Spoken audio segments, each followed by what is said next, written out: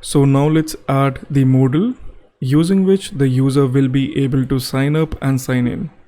So for the modal, we will be using the same component which we used for the creation of link, and that is the dialog component.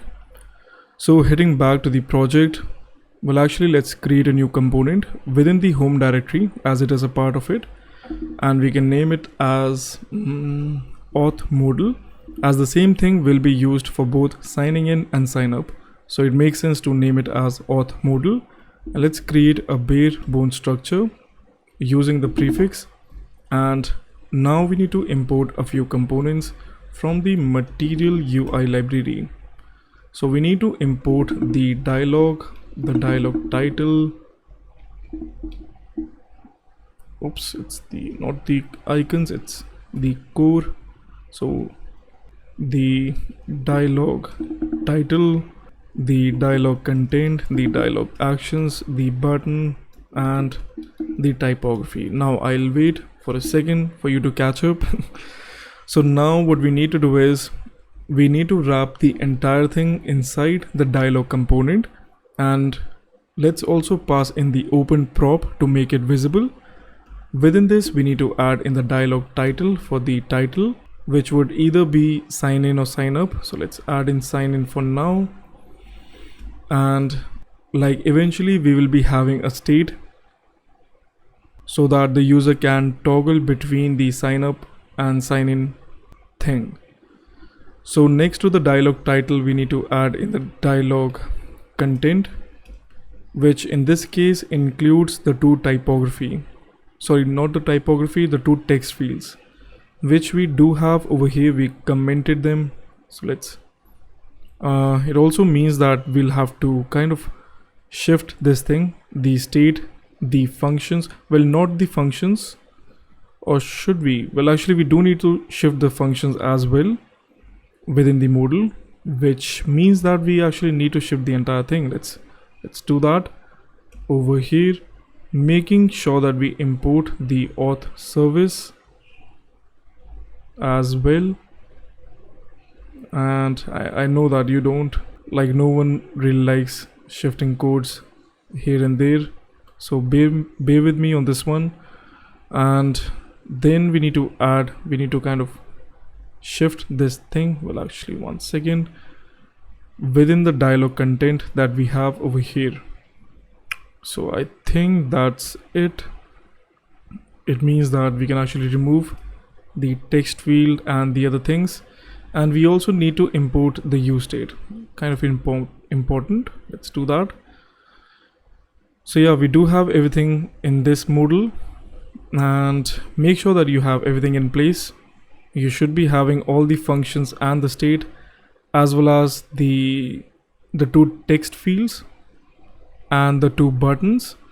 Well, actually we will be just needing a single one, so let's remove one of them. Let's change it to sign in, which will call the handle sign in. Well, actually we will be kind of taking care of this in a minute. Let's just work on the styling. So now that we have this auth modal, we can import it and place it within the home page, the home component, and let's place it somewhere around here. It doesn't matter where you place it, as it is a modal. It has the styling of its own, which will make it appear the way that it wants to be in. And I think we kind of missed the text field, so let's see. So there we have the modal, which is fine, and now we need to fix a few things. So firstly, on these two text field components, we will be passing in the prop of full width so that they take in the entire space. And second of all, the button that we have over here, instead of adding it within the dialog content, we will be making use of dialog actions as such. So if we do that, let's see. Well, that's looking much better. We can change the variant, as well as we can kind of increase the size of the dialog. So let's do that. On the dialog, let's pass in the full width, and on the text field, on both of them we can set the variant to be of filled as such.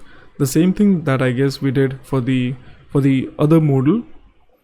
And well, that's looking nice. We can add a bit of spacing. Let's do that. We can use the inline styling. Let's do that. We can add margin to the bottom to this one. The first text field of about 20 pixels, well actually 24 pixels, just to stick with the same spacing, and that's looking pretty nice. Great. And again, I think the spacing is really bothering me. This thing, it should be in the same spacing. And for this we can wrap it up inside of a box. The button, let's add some margin to the right of about 1. Whoops. Okay, now we need to import box. Very good.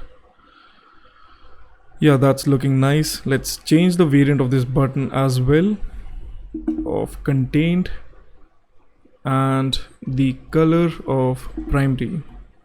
Let's see. Pretty nice. Let's also add some margin to the bottom to the same box component of about 1. Nice. Let's also change, let's also pass in the disable elevation on the button. So these are quite a few things that you must be struggling to catch up with, so just bear with me. And actually we need to add margin right of 2. Let's do that. Now that's looking nice. So now we need to add in the other state, like the user should be able to change the state of the modal to be of sign up. And for that, well, we actually need to have a state just to keep a track of it. So for that, we can create a state. I'm thinking of keeping it as a boolean. So let's name it as is sign in, which means that the current state is of sign in, and we can name the function as set is sign in, and by default it's going to be true. And now we can use this thing to change the title as well as the button text. So over here we can check that if it is sign in, then we need to display this thing. Otherwise we need to display the sign up. Makes sense. And the same thing for this one. Well, we can actually copy the same text. Let's do that. For the button, if we do it, we should be seeing the same thing, but now we need to have the button to toggle between the sign up and sign in. So for that we can actually add in a text somewhere around here. Let's do that. Within the dialog actions, within this box, let's add in the typography, and we can check that if is sign in, if it is true, which means that the current state is of sign in, then we need to display a message of don't a second, using the double quotes, and we can use something like don't have an account, something like this, or we can say already have an account, something like this. So when the user clicks on it, we can add in the on click an inline anonymous function, and we can just call the set sign in method.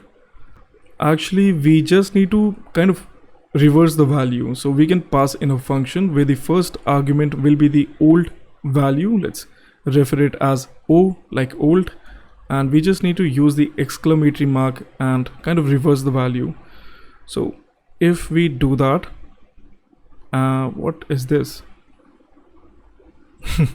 So 1 second, on the box which is wrapping these two, we can set the display to be of flex and the justified content to be of space between as such.